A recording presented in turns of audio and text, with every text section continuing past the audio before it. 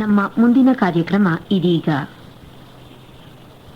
ಆಕಾಶವಾಣಿ ಶ್ರೀ ರಾಘವೇಂದ್ರ ಚರಿತೆ ಕಥಾ ಕಾಲಕ್ಷೇಪ.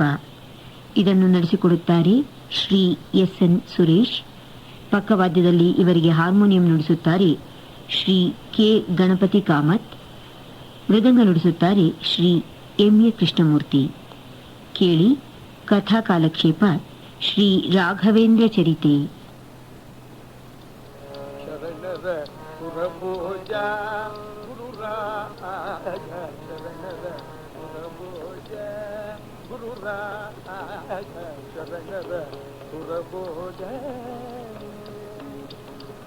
ವರಮಂತ್ರಾಲಯ ಪುರಮಂದಿರ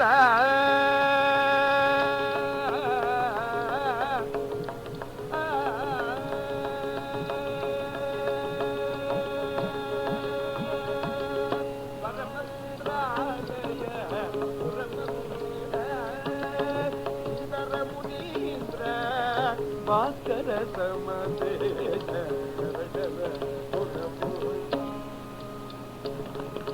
ಸ್ವಾಮಿನಾಥಗಳ ಕಮಧೇನುವಿನ ಸೀಮೆ ಮೀರಿ ಕೊಡುವ ಮಗರ ದೇಶಕೋಟಿ ಸಂಕಾಶನಾದ ಕಮಲೇಶ ವಿಠಲನ ಸಾಧನೆ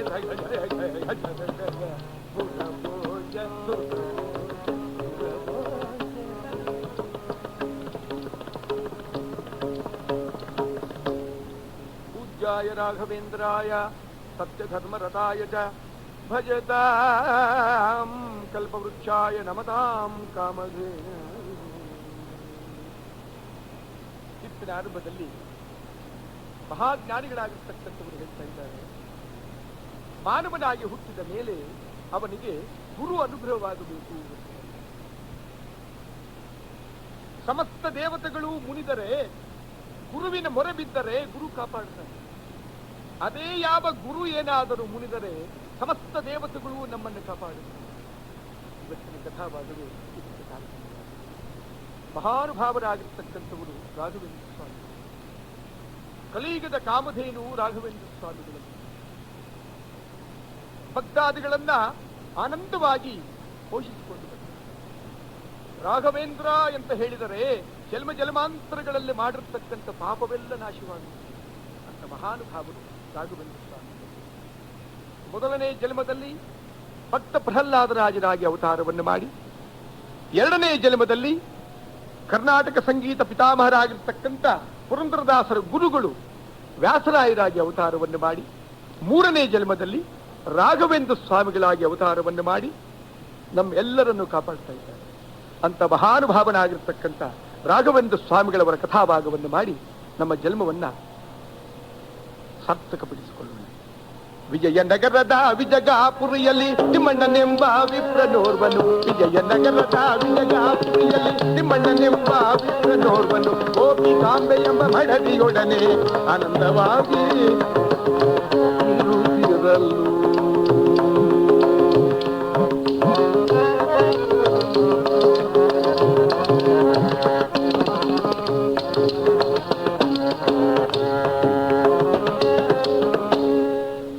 ವಿಜಯನಗರಕ್ಕೆ ಸಮೀಪವಾಗಿರತಕ್ಕಂಥ ವಿಜಗಾಪಟ್ಟಣ ಎಂಬ ಗ್ರಾಮದಲ್ಲಿ ತಿಮ್ಮಣ್ಣಾಚಾರ್ಯ ಗೋಪಿಕಾಂಬೆ ಎಂಬ ಮಡದಿ ಆನಂದವಾಗಿ ದಂಪತಿಗಳು ಜೀವನವನ್ನು ಮಾಡಿಕೊಂಡು ಬರ್ತಾ ಇದ್ದಾರೆ. ಬಹಳ ವರ್ಷಗಳಾದ ಮೇಲೆ ಮಹಾನುಭಾವನಾಗಿರ್ತಕ್ಕಂಥ ಶ್ರೀನಿವಾಸನ ದಯದಿಂದ 3 ಜನ ಮಕ್ಕಳು ಅವತಾರವಾಗಿದೆ. ನಮ್ಮ 3ನೇ ಮಗುವೆ ಇವತ್ತಿನ ಕಥಾನಾಯಕ ರಾಘವೇಂದ್ರ ಸ್ವಾಮಿಗಳವರು. ಮಹಾನುಭಾವನಾಗಿರ್ತಕ್ಕಂಥ ಶ್ರೀನಿವಾಸನ ದಯದಿಂದ ಅವತಾರವಾಗಿದೆ. ಆದ್ದರಿಂದ ವೆಂಕಟಾಚಾರ್ಯ ಅಂತ ನಾಮಕರಣ ಮಾಡಿದ್ದಾರೆ. ಬಹಳ ವರ್ಷಗಳಾಗಿದೆ. ಆವ ಕಾಲಗಳ ತಪ್ಪಿಸಿ ಕಾವಹರಿ ಸಾವಕಾಲಗಳ ತಪ್ಪಿಸನೋ,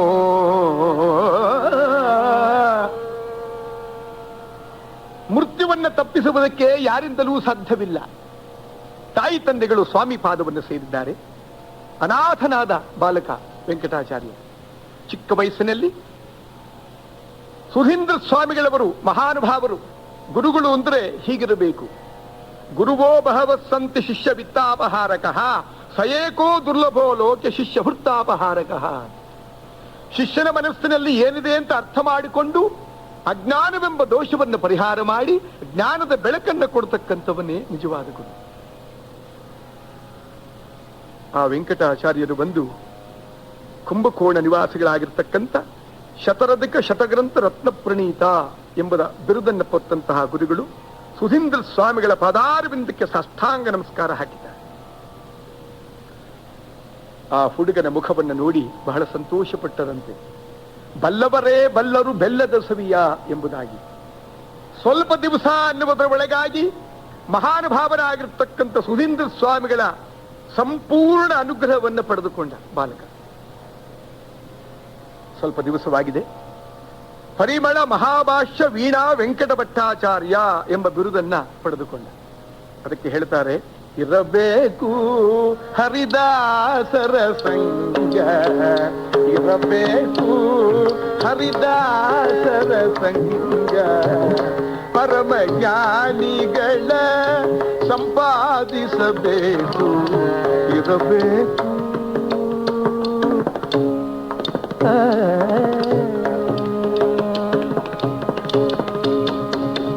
ಇರಬೇಕು ಹರಿದಾಸರ ಸಂಘ ಎಂಬುದಾಗಿ ಹೇಳಿದ್ದಾರೆ. ಸ್ವಲ್ಪ ದಿವಸಗಳಾದ ಮೇಲೆ ಮದುವೆಯಾಗಿದೆ. ಸರಸ್ವತಾಬಾಯಿ ಎಂಬ ಒಳ್ಳೆ ಕನ್ನಿಕೆಯನ್ನು ತಂದು ಇವನಿಗೆ ಲಗ್ನವನ್ನು ಮಾಡಿದ್ದಾರೆ. ಸ್ವಲ್ಪ ದಿವಸಗಳಾದ ಮೇಲೆ ಒಬ್ಬ ಆನಂದವಾಗಿರ್ತಕ್ಕಂಥ ಪುತ್ರ ಅವತಾರವಾಗಿದ್ದಾನೆ. 4-5 ವರ್ಷಗಳಾಗಿದೆ. ಗುರುಗಳಿಗೆ ಆರೋಗ್ಯ ಕಡಿಮೆಯಾಗಿದೆ. ವೆಂಕಟಾಚಾರ್ಯ, ಬಾಪ, ಇನ್ನು ಎಷ್ಟು ದಿವಸ ನಾವು ಪ್ರಪಂಚದಲ್ಲಿರ್ತೇವೆ ಅನ್ನೋದು ಗೊತ್ತಿಲ್ಲ. ಈ ಆಸ್ತಮವನ್ನ ನೀವೇ ಸ್ವೀಕಾರ ಮಾಡಬೇಕಪ್ಪ. ನಮ್ಮ ಧರ್ಮವನ್ನ ನೀನೇ ಮುಂದುವರಿಸಿಕೊಂಡು ಹೋಗಬೇಕು ಎಂಬುದಾಗಿ ಹೇಳಿದಾಗ ಇವನಿಗೆ ಸಿಡಿಲು ಹೊಡೆದಂತಾಯಿತಂತೆ. ಗುರುಗಳೇ, ಇದು ಸಾಧ್ಯವಿಲ್ಲ. ಈಗ ತಾನೇ ನನಗೆ ಮದುವೆ ಆಗಿದೆ. ಈಗ ತಾನೇ ಒಬ್ಬ ಪುತ್ರ ಅವತಾರವಾಗಿದ್ದಾನೆ. ಗುರುಗಳೇ, ಸ್ವಲ್ಪ ದಿವಸ ಬೇಡ. ಆಹಾ, ಕೃಷ್ಣ, ಎಲ್ಲವೂ ನಿನಗೆ ಅರ್ಪಿತ ಎಂದರು. ಇನ್ನೊಬ್ಬ ಶಿಷ್ಯನನ್ನು ಕರೆದು ಅವನಿಗೆ ಆಸ್ತಮವನ್ನು ಕೊಟ್ಟು ಯಾದವೇಂದ್ರ ಎಂಬುದಾಗಿ ನಾಮಕರಣವನ್ನು ಮಾಡಿ ತೀರ್ಥಯಾತ್ರೆಗೆ ಕಳಿಸಿಕೊಟ್ಟಿದ್ದಾರೆ. 4-5 ವರ್ಷಗಳಾಗೆ ಇನ್ನು 4 ವರ್ಷಗಳಾಗಿದೆ. ಇವರಿಗೆ ಆರೋಗ್ಯ ಬಹಳ ಕಡಿಮೆಯಾಯಿತಂತೆ. ರಾಮದೇವರು ಇವರ ಸ್ವಪ್ನದಲ್ಲಿ ಅವತಾರವನ್ನು ಮಾಡಿ ಇವರಿಗೆ ಒಂದು ಬೋಧನೆಯನ್ನು ಮಾಡಿದ್ದಾನೆ. ಗುರುಗಳೇ, ಈ ಆಸ್ತಮವನ್ನು ಸ್ವೀಕಾರ ಮಾಡುವುದಕ್ಕೆ ವೆಂಕಟಾಚಾರ್ಯರ ಹೊರತು ಇನ್ಯಾರಿಗೂ ಸಾಧ್ಯವಿಲ್ಲ ಎಂಬುದಾಗಿ ಹೇಳಿದಾಗ ತಂಜಾವೂರು ಮಹಾರಾಜನ ಸನ್ನಿಧಿಯಲ್ಲಿ ಪರಿಮಳ ಮಹಾಭಾಷ್ಯ ವೀಣಾ ವೆಂಕಟ ಭಟ್ಟಾಚಾರ್ಯರಿಗೆ ಆಸ್ತಮವನ್ನು ಕೊಟ್ಟು ಶ್ರೀ ರಾಘವೇಂದ್ರ ರಾಘವೇಂದ್ರ ಎಂಬುದಾಗಿ ನಾಮಕರಣವನ್ನು ಮಾಡಿದ್ದಾರೆ. ರಾಘವೇಂದ್ರ ಅಂದ್ರೆ ಏನು? ಅಘಾಂಧ್ರಾವಯತೆ ಯಸ್ಮಾತ್ ವೆಂಕಾರೋ ವಾಂಛಿತ ಪ್ರದಹ ರಾಘವೇಂದ್ರ ಯತಿ ತಸ್ಮಾ ಲೋಕೆ ಖ್ಯಾತೋ ಭವಿಷ್ಯತಿ.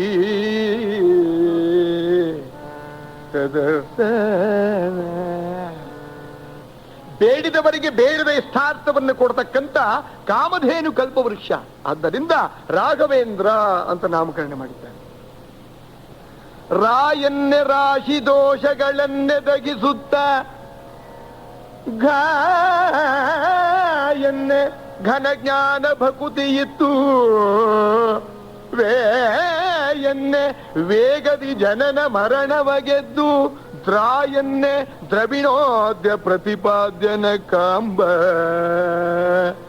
ಗುರು ರಾಘವೇಂದ್ರ ರಾಯರ ಸ್ಮರಣೆಯ ಸ್ಮರಿಸಿರು. ಆನಂದವಾಗಿ ಹೊಗಳ್ತಾ ಇದ್ದಾರೆ. ರಾಘವೇಂದ್ರ ಅಂದರೆ ಸಾಕು, ಜನ್ಮ ಜನ್ಮಾಂತರಗಳಲ್ಲಿ ಮಾಡಿರ್ತಕ್ಕಂಥ ಪಾಪವೆಲ್ಲ ನಾಶವಾಗ್ಬಿಡುತ್ತೆ. ಈ ವಿಷಯ ಹೆಂಡತಿಗೆ ಗೊತ್ತಾಗಿದೆ. ಆಹಾ, ನನ್ನ ಪತಿರಾಜ ಆಸ್ತಮವನ್ನು ಸ್ವೀಕಾರ ಮಾಡಿದರೆ ನಾನಿದ್ದರೇನು ಹೋದರೇನು ಎಂಬುದಾಗಿ ಯೋಚನೆ ಮಾಡಿ ಅನಾಮತ್ತು ಬಂದು ದೊಡ್ಡ ಬಾವಿಯಲ್ಲಿ ಧಡಮ್ಮನೆ ಹಾರಿದಳಂತೆ. ಯಾವಾಗ ಬಾವಿಯಲ್ಲಿ ಬಿದ್ದಳೋ ಇಲ್ಲವೋ ಇವಳಿಗೆ ಪ್ರೇತತ್ವ ಬಂದುಬಿಡುತ್ತಂತೆ. ಅನಾಮತ್ತು ರಾಘವೇಂದ್ರ ಸ್ವಾಮಿಗಳವರು ರಾಮದೇವರಿಗೆ ಪೂಜೆಯನ್ನು ಮಾಡ್ತಾ ಇದ್ದಾರೆ. ರಾಮ ನಿನ್ನ ಪೂಜೆಯೋ, ರಾಮ ನಿನ್ನ ಪೂಜೆಯೋ,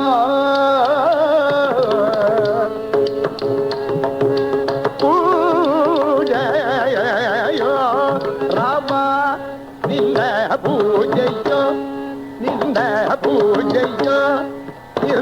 ಪೂಜೆಯ ರಾಮ ಎಲ್ಲವೂ ನಿನಗೆ ಅರ್ಪಿತ ಎಂಬುದಾಗಿ ಪೂಜೆ ಮಾಡ್ತಾ ಇದ್ದಾರೆ. ಪಿಶಾಚಿಯಾಗಿ ಬಂದು ರಾಮದೇವರ ಮುಂದೆ ಕುಳಿತುಕೊಂಡಳಂತೆ. ರಾಘವೇಂದ್ರ ಸ್ವಾಮಿಗಳವರು ಒಂದಾವರ್ತಿ ನೋಡಿ, ಆಹಾ ರಾಮಚಂದ್ರ ಎಲ್ಲವೂ ನಿನಗೆ ಅರ್ಪಣ ಎಂಬುದಾಗಿ ಹೇಳಿ ಆ ಕಮಂಡಲೋದಕದಿಂದ ಒಂದೇ ಒಂದು ಸಾರಿ ತೀರ್ಥವನ್ನು ತೆಗೆದುಕೊಂಡು ಪ್ರೋಕ್ಷಣೆ ಮಾಡಿದರಂತೆ. ಪ್ರೇತತ್ವ ಕಳಿದಿ ಮಗಿಷಿಯ ರಾಯಪಾರೋ ಗುಣಸಾಂದ್ರವಾರೋ. ಹೆಂಡತಿಗೆ ಬಂದಿರತಕ್ಕಂತ ಪ್ರೇತತ್ವವನ್ನು ಕಳೆದಂತ ಮಹಾನುಭಾವ ರಾಘವೇಂದ್ರ ಎಂಬುದಾಗಿ ಹೊಗಳಿದ್ದಾರೆ. ಅವರಿಗೆ ಒಳ್ಳೆ ಲೋಕಪ್ರಾಪ್ತಿಯಾಗಿದೆ. ಈ ವಿಷಯ ಯಾದವೇಂದ್ರರಿಗೆ ಗೊತ್ತಾಗಿದೆ. ಗುರುಗಳು ನಮ್ಮನ್ನ ಬದಿಗೊತ್ತಿ ರಾಘವೇಂದ್ರರಿಗೆ ಆಶ್ರಮವನ್ನು ಕೊಟ್ಟಿದ್ದಾರೆ ಎಂಬುದಾಗಿ ಒಂದೊಂದು ಕಣ್ಣು ಕಿಡಿಕಿಡಿ ಮಾಡ್ತಾ ಇದ್ದಾರೆ. ಅನಾಮತ್ತು ಬಂದು ಶಿಷ್ಯೋತ್ತಮರಿಗೆ ಹೇಳ್ತಾರೆ, ಶಿಷ್ಯೋತ್ತಮರಿನ ಈ ರಾಘವೇಂದ್ರನ್ನ ತೆಗೆದುಕೊಂಡು ಹೋಗಿ ಒಂದು ಹಳ್ಳದಲ್ಲಿ ಹೊತ್ಬಿಡಿ ಎಂದು. ಒಂದು 10-15 ಜನ ಒಳ್ಳೆ ಚೆನ್ನಾಗಿ ತಿಂದು ಗಟ್ಟಿ ಮುಟ್ಟಿಯಾಗಿ ಬೆಳೆದಿದ್ದಾರೆ. ರಾಘವೇಂದ್ರ ಸ್ವಾಮಿಗಳವರು ಪೂಜೆಯನ್ನು ಮಾಡಿ ಹಾಗೆ ಬರ್ತಾ ಇದ್ದಾರೆ. ಅನಾಮತ್ತು ರಾಘವೇಂದ್ರ ಸ್ವಾಮಿಗಳನ್ನ ತಂದು ಒಂದು ದೊಡ್ಡ ಹಳ್ಳದಲ್ಲಿ ಮುಚ್ಚಿ ಕಂಠ ಪೂರ್ತಿಯಾಗಿ ಮಣ್ಣನ್ನು ತುಂಬಿದರಂತೆ. ನಾಶನವಾಗು. ರಾಘವೇಂದ್ರ ಸ್ವಾಮಿಗಳವರು, ಕೃಷ್ಣ ಎಲ್ಲವೂ ನಿನಗೆ ಅರ್ಪಿತ ಅಂದರು. ಆಗ ಒಂದೇ ಒಂದು ದೇವರ ನಾಮವನ್ನು ಮಾಡಿದರಂತೆ. ಯಾಕೆಂದ್ರೆ ಹಿಂದಿನ ಕಾಲದಲ್ಲಿ ಹಿಂದಿನ ಜನ್ಮದಲ್ಲಿ ವ್ಯಾಸರಾಯರಾಗಿ ಅವತಾರವನ್ನು ಮಾಡಿ 108 ರಾಗ ತಾಳಗಳಲ್ಲಿ ಪರಮಾತ್ಮನ ಸ್ತುತಿಯನ್ನು ಮಾಡಿ ಮಹಾನುಭಾವನಾಗಿರ್ತಕ್ಕಂಥ ಕೃಷ್ಣ ಪರಮಾತ್ಮನನ್ನ ನೃತ್ಯ ಮಾಡುವ ಹಾಗೆ ಮಾಡಿದರು. ಆದರೆ ಕನ್ನಡ ತಾಯಿಯನ್ನು ಮರಿಬಾರದು ಎಂಬುದಾಗಿ ಹೇಳಿ ಒಂದೇ ಒಂದು ದೇವರ ನಾಮವನ್ನು ಮಾಡಿದ್ದಾರೆ. ಇಂದು ಎನಗೆ ಗೋವಿಂದ ನಿನ್ನ ಪಾದ ವಿಂದವ ತೋರೋ ಮುಕುಂದನೇ.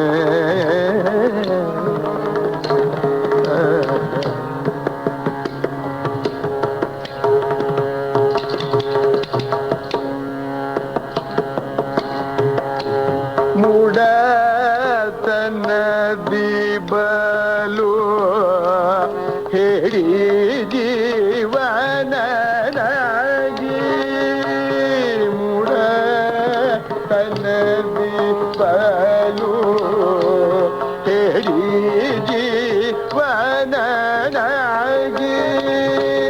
ದೃಢ ಭಕ್ತಿಯನು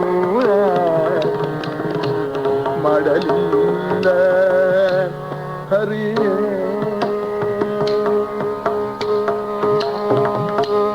ಆರು ಕಾಯುವರಿಲ್ಲ ಸರಿದ ನಿರಗೈಯ.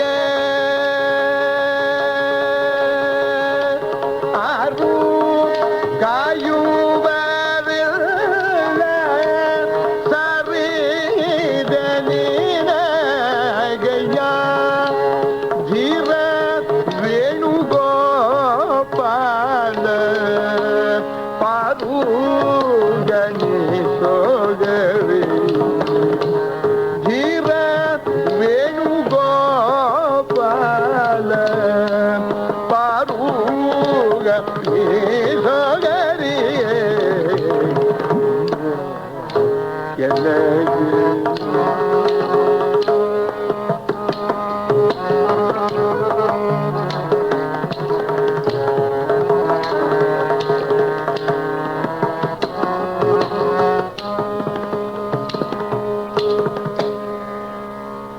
ಆರು ಕಾಯುವರಿಲ್ಲ ಸಾರಿದ ನಿನಗಯ್ಯ.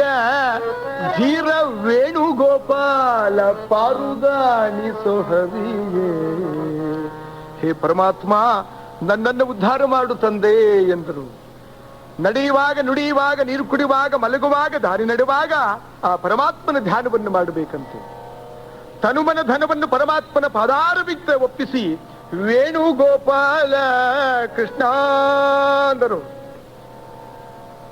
ಒಂದೇ ಒಂದು ನಿಮಿಷದಲ್ಲಿ ಮಹಾನುಭಾವನಾಗಿರ್ತಕ್ಕಂಥ ಕೃಷ್ಣ ಪರಮಾತ್ಮ ಬಂದು ರಾಘವೇಂದ್ರ ಸ್ವಾಮಿಗಳವರನ್ನ ಅನಾಮತ್ತು ಮೇಲಕ್ಕೆ ಎತ್ತಿ ಬಿಟ್ಟನಂತೆ.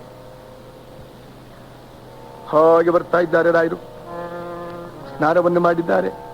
ರಾಮದೇವರಿಗೆ ಆನಂದವಾಗಿ ಪೂಜೆಯನ್ನು ಮಾಡ್ತಾ ಇದ್ದಾರೆ. ಶಿಷ್ಯೋತ್ತಮರು ಬಂದರು, ಯಾದವೇಂದರು ಕೂತಿದ್ದಾರೆ. ಏನಾಗಿದೆ ಸ್ವಾಮಿ, ಕೂತು ಬಿಟ್ವಿ ಎಂಬುದಾಗಿ ಹೇಳಿ ಹಾಗೆ ನಡೆದುಕೊಂಡು ಬರ್ತಾ ಇದ್ದಾರೆ. ರಾಘವೇಂದ್ರ ಸ್ವಾಮಿಗಳವರನ್ನು ಯಾವಾಗ ನೋಡಿದರೋ ಇಲ್ಲವೋ ಶಿಷ್ಯೋತ್ತಮರೀರಾ, ಇವನ್ಯಾರು ಸ್ವಾಮಿ? ನಾವೇನೋ ಹೂತಿದ್ವಿ, ಇದು ಪಿಶಾಚಿಯಾಗಿ ಬಂದಿರಬೇಕೇನೋ ನಮಗ್ ಗೊತ್ತಿಲ್ಲ, ಛೇ ಪಾಪಿಗಳ ಎಂಬುದಾಗಿ ಹೇಳಿದ್ದಾರೆ. ಆಗ ಇವರಿಗೆ ಜ್ಞಾನ ಉದಯವಾಯಿತಂತೆ. ಓಡಿ ಬಂದು ಗುರುಗಳ ಪಾದಾರವಿಂದಕ್ಕೆ ಸಾಷ್ಟಾಂಗ ನಮಸ್ಕಾರ ಹಾಕಿದ್ದಾರೆ. ಗುರುಗಳೇ, ನಾನು ಮಾಡಿದ ಅಪರಾಧವನ್ನು ಕ್ಷಮಾಪಣೆ ಮಾಡಿ. ಸ್ವಾಮಿ, ತಾವು ಗುರುಗಳು, ನನ್ನ ಕಾಲಿಗೆ ನಮಸ್ಕಾರವನ್ನು ಮಾಡಬಾರದು ಎಂಬುದಾಗಿ ಹೇಳಿ ಕೃಷ್ಣಾ ತೀರಕ್ಕೆ ಹೋಗಿ ವೃಂದಾವನಸ್ಥರಾಗಿದ್ದಾರೆ. ಇಲ್ಲಿ ರಾಘವೇಂದ್ರ ಸ್ವಾಮಿಗಳವರು ಹಾಗೆ ಬರ್ತಾ ಇದ್ದಾರೆ. ತೀರ್ಥಯಾತ್ರೆಯನ್ನು ಮಾಡಿಕೊಂಡು ಬರ್ತಾ ಇದ್ದಾರೆ. ಉಡುಪಿ ಕ್ಷೇತ್ರಕ್ಕೆ ಬಂದು ಚಂದ್ರಿಕಾ ವಿವರಣೆ, ತಂತ್ರದೀಪಿಕೆ, ನ್ಯಾಯಮುಕ್ತಾವಳಿ ಎಂಬ ಗ್ರಂಥವನ್ನ ಪರಮಾತ್ಮನಿಗೆ ಸಮರ್ಪಣೆ ಮಾಡಿದ್ದಾರೆ. ಹಾಗೆ ಬರ್ತಾ ಇದ್ದಾರೆ. ಇವರ ಅನುಗ್ರಹದಿಂದ ಒಬ್ಬ ಬಡ ಹುಡುಗ ವೆಂಕಣ್ಣ ಎಂಬುದಾಗಿ, ಅವನಿಗೆ ತಿನ್ನುವುದಕ್ಕೆ ಅನ್ನವಿಲ್ಲ, ಉಡುವುದಕ್ಕೆ ಬಟ್ಟೆ ಇಲ್ಲ, ಬೆಳಗ್ಗೆ ಇದ್ದರೆ ಸಾಯಂಕಾಲವಿಲ್ಲ, ಸಾಯಂಕಾಲವಿದ್ದರೆ ರಾತ್ರಿ ಇಲ್ಲ, ಕಡುಬಡವ. ಗುರುಗಳ ಪಾದಾರವಿಂದಕ್ಕೆ ಸಾಷ್ಟಾಂಗ ನಮಸ್ಕಾರ ಮಾಡಿದ್ದಾನೆ. ಆಗ ರಾಯರು ಹೇಳಿದರಂತೆ, ಅಪ್ಪ, ನಿನ್ನ ಬಡತನವೆಲ್ಲ ಪರಿಹಾರವಾಗುತ್ತದೆ, ಮುಂದೆ ನೀನು ಒಳ್ಳೆ ಅಧಿಕಾರಕ್ಕೆ ಬರ್ತಿ, ಆಗ ನಮ್ಮನ್ನು ಮರಿಬೇಡ ಅಂದರು. ಗುರುಗಳೇ, ನನ್ನ ಪ್ರಾಣವನ್ನೇ ನಿಮಗೆ ಕೊಟ್ಟುಬಿಡ್ತೇನೆ ಗುರುಗಳೇ. ಬಡ ಹುಡುಗ ರಾಯರ ಒಂದು ಅನುಗ್ರಹದಿಂದ ಆದವಾನಿಯ ನವಾಬ ಅಬ್ದುಲ್ ಖಾನ್ ಎಂಬುದಾಗಿ ಅವನಿಗೆ ಮಂತ್ರಿಯಾಗಿ ಆನಂದವಾಗಿರ್ತಕ್ಕಂಥ ಪದವಿ ಬಂದಿದೆ. ಆಡಳಿತವೆಲ್ಲ ಇವನದೇ. ರಾಘವೇಂದ್ರ ಸ್ವಾಮಿಗಳವರು ಯಾವಾಗ ಬರ್ತಾರೆ ಅಂತ ಕಾದುಕೊಂಡು ಕೂತಿದ್ದಾನೆ. ಕರೆದರೆ ಬರಬಾರದೆ, ಕರೆದರೆ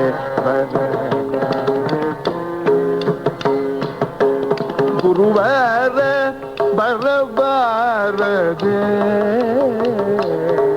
ಕರೆದರೆ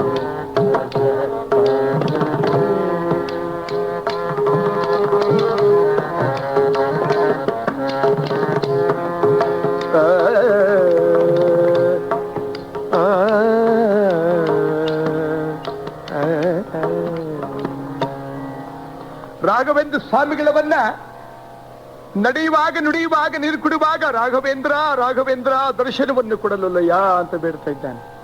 ನೆನೆದವರ ಮನಸ್ಸಿನಲ್ಲಿ ಎಂಬಂತ ರಾಘವೇಂದ್ರ ಸ್ವಾಮಿಗಳವರು ಅಲ್ಲಿಗೆ ಬಂದಿದ್ದಾರೆ. ಸಾವಿರಾರು ಜನ ಭಕ್ತಾದಿಗಳು ಗುರುಗಳ ದರ್ಶನಕ್ಕೋಸ್ಕರವಾಗಿ ಬರ್ತಾ ಇದ್ದಾರೆ. ಆಗ ಅಬ್ದುಲ್ ಖಾನ್ ನೋಡ್ದ, ಮಂತ್ರಿಗಳೇ, ವೆಂಕಣ್ಣನವರೇ, ಯಾರೀ ಗುರುಗಳು? ಈ ಜನಗಳನ್ನ ನೋಡಿದರೆ ನನಗೆ ಆಶ್ಚರ್ಯವಾಗುತ್ತಾ ಇದೆ. ಸ್ವಾಮಿ, ನಮ್ಮ ಗುರುಗಳು ರಾಘವೇಂದ್ರ ಸ್ವಾಮಿಗಳವರು. ರಾಘವೇಂದ್ರ ಸ್ವಾಮಿಗಳವರೇ, ನಿಮಗೆ ಗುರುಗಳಾದರೆ ನಮಗೂ ಅವರು ಗುರುಗಳೇ. ಅವರ ದರ್ಶನವನ್ನು ಮಾಡುವುದಕ್ಕೆ ಅವಕಾಶವನ್ನು ಕೊಡುವಿರಾ? ಖಂಡಿತವಾಗಿ ಸ್ವಾಮಿ. ರಾಮದೇವರ ಪೂಜೆ ಆಗುತ್ತಾ ಇದೆ. ಅಬ್ದುಲ್ ಖಾನ್ ಈ ಗುರುಗಳನ್ನು ಪರೀಕ್ಷೆ ಮಾಡಬೇಕು ಎಂಬ ಉದ್ದೇಶದಿಂದ ಅನೇಕ ವಿಧವಾಗಿರ್ತಕ್ಕಂಥ ಪ್ರಾಣಿಗಳ ಮಾಂಸವನ್ನ ಒಂದು ತಟ್ಟೆಯಲ್ಲಿ ಇಟ್ಟಿ ಕೆಂಪು ಕಿಂಕಾಪಿನ ಬಟ್ಟೆಯನ್ನು ಹೊದಿಸಿಕೊಂಡು ಹಾಗೆ ತೆಗೆದುಕೊಂಡು ಬರ್ತಾ ಇದ್ದಾನೆ. ಗುರುಗಳ ಮುಂದೆ ಇಟ್ಟ. ಗುರುಗಳಿಗೆ ಸಾಷ್ಟಾಂಗ ನಮಸ್ಕಾರ ಹಾಕಿದ. ಗುರುಗಳೇ, ನಿಮ್ಮ ರಾಮದೇವರಿಗೆ ನಾನು ಹಣ್ಣು ಹಂಪಲುಗಳನ್ನು ತಂದಿದ್ದೇನೆ, ಸ್ವೀಕರಿಸಿ. ರಾಘವೇಂದ್ರ ಸ್ವಾಮಿಗಳವರು, ಕೃಷ್ಣ ರಾಮಚಂದ್ರ ನಿನಗೆ ಅರ್ಪಿತ ಎಂಬುದಾಗಿ ಹೇಳಿ ಆ ಕಮಂಡಲೋದಕದಿಂದ ತೀರ್ಥವನ್ನು ತೆಗೆದುಕೊಂಡು ಪ್ರೋಕ್ಷಣೆ ಮಾಡಿದರಂತೆ. ಏನಾಗಿದೆ? ಆ ಮಾಂಸಗಳೆಲ್ಲವೂ ವಿಧ ವಿಧವಾಗಿರ್ತಕ್ಕಂಥ ಹಣ್ಣುಗಳಾಗಿದೆ, ಹಂಪಲುಗಳಾಗಿದೆ. ವೆಂಕಣ್ಣ, ಆ ಬಟ್ಟೆಯನ್ನು ತೆಗೆದ ತಕ್ಷಣ ಅಬ್ದುಲ್ ಖಾನನಿಗೆ ಆಶ್ಚರ್ಯವಾಗಿಬಿಡುತ್ತಂತೆ. ಓಡಿ ಬಂದು ಗುರುಗಳಿಗೆ ಸಾಷ್ಟಾಂಗ ನಮಸ್ಕಾರ ಹಾಕಿದ್ದಾನೆ. ಅಪರಾಧಗಳ ಮನ್ನಿಸಿ, ಅಪರಾಧಗಳ ಮನ್ನಿಸಿ, ಅರಿಯದೆ ಮಾಡಿದ ಅಪರಾಧಗಳ ಮನ್ನಿಸಿ ತೊರೆಯಯ್ಯ ಹೇ ಮಗಾನುಭವ, ಅಪರಾಧಗಳ ಮನ್ನಿಸಿ.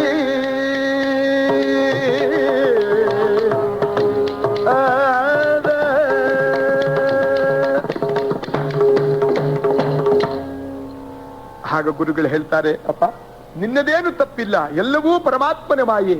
ಗುರುಗಳೇ, ನಮ್ಮಿಂದ ಏನಾದರೂ ತಾವು ಸ್ವೀಕಾರ ಮಾಡಬೇಕು. ಓಹೋ, ಹಾಗೂ ಇನ್ನೇನು ಬೇಡ? ರಾಯರು ಕೇಳುತ್ತಾರಂತೆ, ಧನ ಕನಕ ವಸ್ತುಗಳು ಬೇಡ, ರಾಜ್ಯ ಕೋಶಾದಿಗಳು ಬೇಡ, ಮಡದಿ ಮಕ್ಕಳ ಸುಖ ಬೇಡ, ನಮಗೆ ಒಂದೇ ಒಂದು ಚಿಕ್ಕ ಕಾಣಿಕೆಯನ್ನು ಕೊಡಬೇಕು. ಗುರುಗಳೇ, ನನ್ನ ಪ್ರಾಣವನ್ನೇ ಕೊಟ್ಟು ಬಿಡ್ತೇನೆ ಕೇಳಿ. ಇನ್ನೇನು ಬೇಡ? ಇಲ್ಲಿಂದ ಸ್ವಲ್ಪ ದೂರದಲ್ಲಿ ಒಂದು ಮಂಚಾಲೆ ಅಂತ ಒಂದು ಗ್ರಾಮವಿದೆ. ಆ ಗ್ರಾಮವನ್ನ ನಮಗೆ ಕೊಟ್ಟರೆ ನಾವು ಮಠವನ್ನು ಕಟ್ಟಿ ಭಟ್ಟಾದಿಗಳನ್ನು ಉದ್ಧಾರ ಮಾಡ್ತೇವೆ. ನೋಡ್ದ ಅಬ್ದುಲ್ ಖಾನ್, ಗುರುಗಳೇ ಆ ಮಂಚಾಲೆ ಗ್ರಾಮ ಬೇಡ, ಪಾಳಿ ಬಿದ್ದ ಗ್ರಾಮ ಅದು ಬೇಡ ಗುರುಗಳೇ, ನಮ್ಮ ಖಾಜಿಗಳೆಲ್ಲ ವಾಸ ಮಾಡ್ತಾರೆ, ಅದಕ್ಕಿಂತ ಆದವಾನಿಯನ್ನೇ ಸ್ವೀಕಾರ ಮಾಡಿ, ನಮಗೆ ಆ ಗ್ರಾಮವೇ ಬೇಕು. ತದಾಸ್ತು ಅಂದ. ದಿವಾನ್ ವೆಂಕಣ್ಣ ಬಂದ, ಗುರುಗಳೇ ಆದವಾನಿಯನ್ನು ಸ್ವೀಕಾರ ಮಾಡಿದರೆ ಒಳ್ಳೆದು, ಅದು ಪಾಳು ಬಿದ್ದ ಗ್ರಾಮ, ಯಾರು ಹೋಗುವುದಕ್ಕೆ ಆಗುವುದಿಲ್ಲ. ವೆಂಕಣ್ಣ, ನನ್ನ ಜೊತೆಯಲ್ಲಿ ಬಾ. ಈಗ ಇರ್ತಕ್ಕಂಥ ವೃಂದಾವನದ ಒಂದು ಸ್ಥಳ ಪರಮ ಪವಿತ್ರವಾಗಿರ್ತಕ್ಕಂಥ ಸ್ಥಳ. ಸ್ವಲ್ಪ ಅಗೀರಿ. ಸ್ವಲ್ಪ ಅಗೀವುದಕ್ಕೆ ಶುರು ಮಾಡಿದ್ದಾರೆ. ದಗ ದಗ ದಗ ದಗ ದಗ ದಗ ಬೆಂಕಿ ಬರ್ತಾ ಇದೆ. ನೋಡಿದ ವೆಂಕಣ್ಣ, ಗುರುಗಳೇ ಏನಿದು? ಅಪ್ಪ, ಹಿಂದೆ ವರ ಪ್ರಹ್ಲಾದ ಯಾಗ ಮಾಡಿದ ಸ್ಥಳವೋ,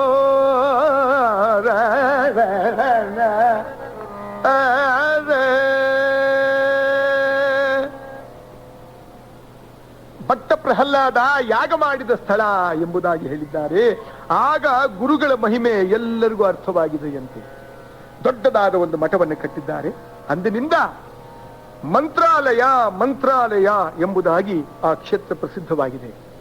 ಅದಕ್ಕೆ ಹೇಳ್ತಾರೆ, ತುಂಗಾ ತೀರ ವಿರಾಜಂ ಭಜಮನ ರಾಘವೇಂದ್ರ ಗುರುರಾಜಂ ಭಜಮನ ತುಂಗಾ ತೀರ ವಿರಾಜಂ.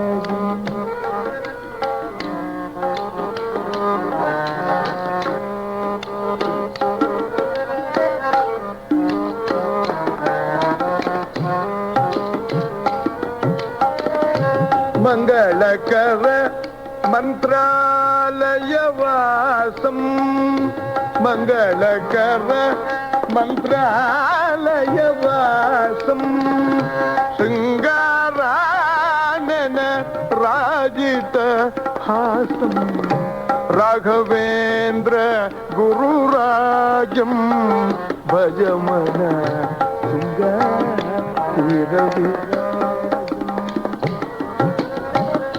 ನಿರುಪಮ ಸುಂದರ ಗಾಯ ಸುಶೀಲಂ ವರಕಮಲ ಶಾರ್ಚಿತ ಹೃದಯಿತ ಸಕಲಂ ರಾಘವೇಂದ್ರ ರಾಘವೇಂದ್ರ ರಾಘವೇಂದ್ರ ಗುರುರಾಜಂ ಭಜಮನ ತುಂಗಾ ತೀರವಿ.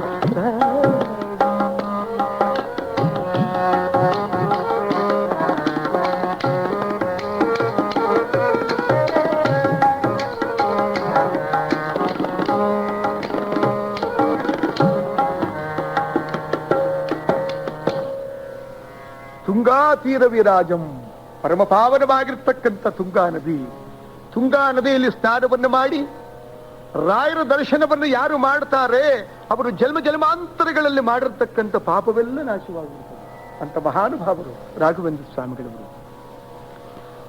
ಅಂಧಕರಿಗೆ ಚಕ್ಷು, ವಂದ್ಯರಿಗೆ ಸುತರು, ಬಂದವರಿಗೆ ಅಭೀಷ್ಟಗಳನ್ನಿತ್ತು,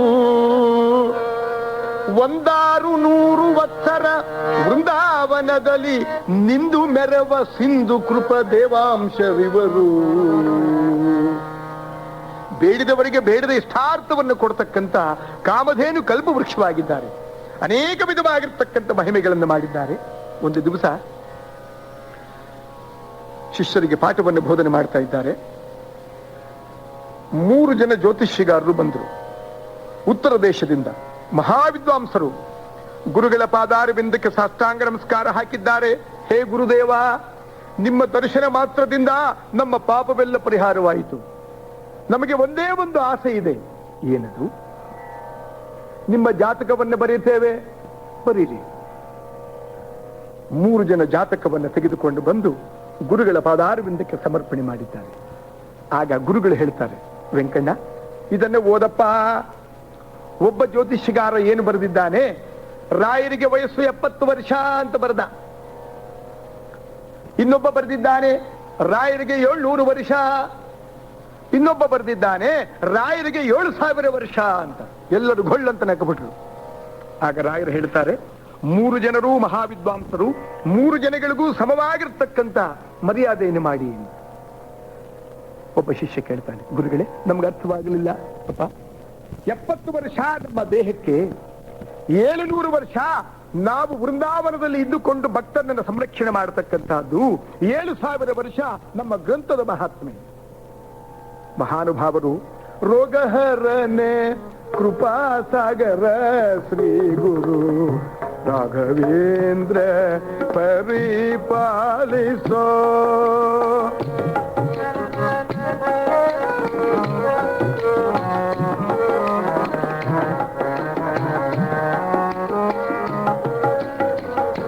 ಗಣ ಮಹಿಮ ಜಗನ್ನಾಥ ವಿಠಲ ಪ್ರಿಯ ಗಣ ಮಹಿಮ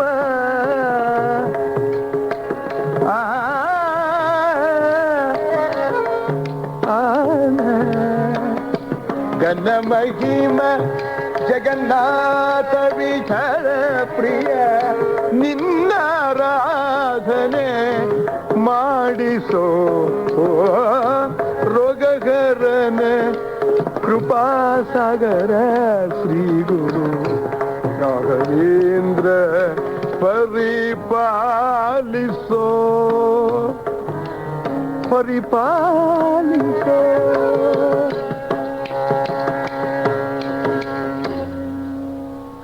ಆನಂದವಾಗಿ ಹೊಗಳ್ತಾ ಇದ್ದಾರೆ. ಇನ್ನು ಸ್ವಲ್ಪ ದಿವಸವಾದ ಮೇಲೆ ಶಿಷ್ಯರಿಗೆ ಪಾಠವನ್ನು ಬೋಧನೆ ಮಾಡ್ತಾ ಇದ್ದಾರೆ. ಇದ್ದಕ್ಕಿದ್ದ ಹಾಗೆ ರಾಘವೇಂದ್ರ ಸ್ವಾಮಿಗಳವರು ಮೇಲೆ ಎದ್ದು ಹಾಗೆ ಕೈ ಮುಗಿತಾ ಇದ್ದಾರೆ. 2 ನಿಮಿಷವಾದ ಮೇಲೆ ಕುಳಿತುಕೊಂಡರು. ಒಬ್ಬ ಶಿಷ್ಯ ಕೇಳ್ತಾನೆ, ಗುರುಗಳೇ ನಮಗೆ ಅರ್ಥವಾಗಲಿಲ್ಲ, ತಾವು ಮಾಡಿದಂತಹ ಒಂದು ದೃಶ್ಯ ಬಹಳ ಆಶ್ಚರ್ಯಕರವಾಗಿದೆ, ಅದನ್ನು ಸ್ವಲ್ಪ ಹೇಳಬೇಕು ನಮಗೆ. ಆಗ ರಾಯರು ಹೇಳ್ತಾರೆ, ಅಪ್ಪ ನಮ್ಮ ಗುರುಗಳಾಗಿರ್ತಕ್ಕಂಥವರು ಕೃಷ್ಣ ದ್ವೈಪಾಯನರು. ದೇಹವನ್ನು ತೆಗೆನ ಮಾಡಿ ಸ್ವಾಮಿ ಪಾದಾರವಿಂದವನ್ನು ಕುರಿತು ಹೋಗ್ತಾ ಇದ್ದರು. ಆಗ ನಾವು ಅವರನ್ನು ಕೇಳಿದೆವು, ಸ್ವಾಮಿ ನಮಗೆ ಯಾವಾಗ ಮುಕ್ತಿ? ಅವರು 2 ಬೆರಳನ್ನ 3 ಸಾರಿ ತೋರಿಸಿದ್ದಾರೆ.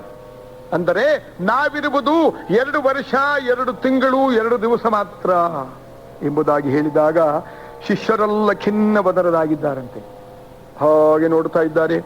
ಸಾವಿರಾರು ಜನಗಳು ಮಂತ್ರಾಲಯಕ್ಕೆ ಬಂದು ರಾಘವೇಂದ್ರ ಸ್ವಾಮಿಗಳವರ ಒಂದು ಆನಂದವಾಗಿರ್ತಕ್ಕಂತಹ ಸೇವೆಯನ್ನು ಮಾಡಿ ತಮ್ಮ ಪಾಪವನ್ನು ಪರಿಹಾರ ಮಾಡಿಕೊಳ್ತಾ ಇದ್ದಾರೆ. ಆ ದಿವಸ ಬಂದಿದೆ. ಮಾದಾವಾರ ಎಂಬತಕ್ಕಂಥ ಗ್ರಾಮದಲ್ಲಿ ಒಂದು ಒಳ್ಳೆ ಶಿಲೆ, ಆ ಶಿಲೆಯಿಂದ ರಾಯರ ವೃಂದಾವನವನ್ನು ಮಾಡಿಸಿದ್ದಾರೆ.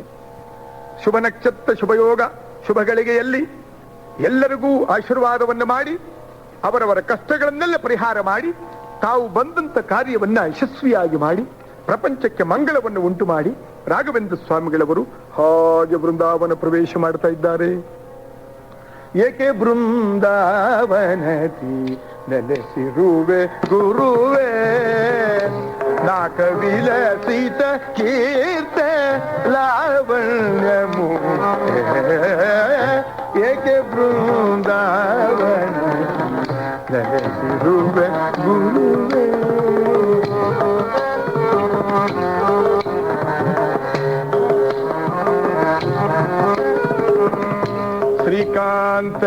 ಶ್ರೀಕಾಂತನೊಲಿಸಿದುದು ಸಾಕಾಗಲಿಲ್ಲೆಂದು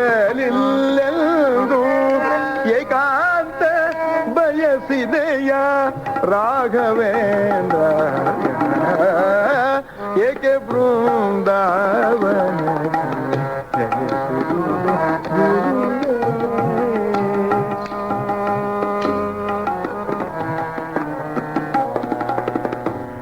ರಾಯರನ್ನ ಆನಂದವಾಗಿ ಧ್ಯಾನ ಮಾಡ್ತಾ ಇದ್ದಾರೆ. ಅಂತಹ ಮಹಾನುಭಾವರಾಗಿರ್ತಕ್ಕಂಥ ರಾಘವೇಂದ್ರ ಸ್ವಾಮಿಗಳವರು ನಮ್ಮೆಲ್ಲರಿಗೂ ನಮ್ಮ ಕಷ್ಟಗಳನ್ನು ಪರಿಹಾರ ಮಾಡಿ ನಮಗೆ ಶಾಶ್ವತವಾಗಿರತಕ್ಕಂಥ ಸುಖವನ್ನು ಕೊಟ್ಟು ಪ್ರಪಂಚಕ್ಕೆ ಮಂಗಳವನ್ನು ಮಾಡಲಿ ಎಂಬುದಾಗಿ ಕೇಳಿಕೊಂಡು ರಾಘವೇಂದ್ರ ಸ್ವಾಮಿಗಳವರಿಗೆ, ವೇಣುಗೋಪಾಲ ಸ್ವಾಮಿಗೆ ಇವತ್ತಿನ ಒಂದು ದಿವಸ ಮಂಗಳವನ್ನು ಹಾಡೋಣ. ವ್ಯಾಸರಾಜ ಮಘರಾಜ ದಯಾಕರ, ವ್ಯಾಸರಾಜ ಮಘರಾಜ, ರಾಘವೇಂದ್ರ ಗುರುರಾಜ ದಯಾಕರ, ರಾಘವೇಂದ್ರ ಗುರುರಾಯ.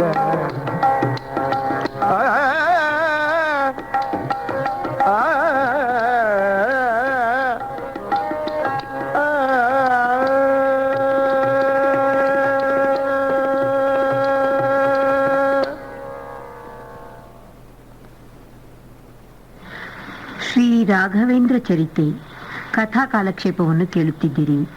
ಇದನ್ನು ನಡೆಸಿಕೊಟ್ಟವರು ಶ್ರೀ ಎಸ್.ಎನ್. ಸುರೇಶ್. ಪಕ್ಕವಾದ್ಯದಲ್ಲಿ ಹಾರ್ಮೋನಿಯಂ ನುಡಿಸಿದವರು ಶ್ರೀ ಕೆ. ಗಣಪತಿ ಕಾಮತ್. ಮೃದಂಗ ನುಡಿಸಿದವರು ಶ್ರೀ ಎಂ.ಎ. ಕೃಷ್ಣಮೂರ್ತಿ.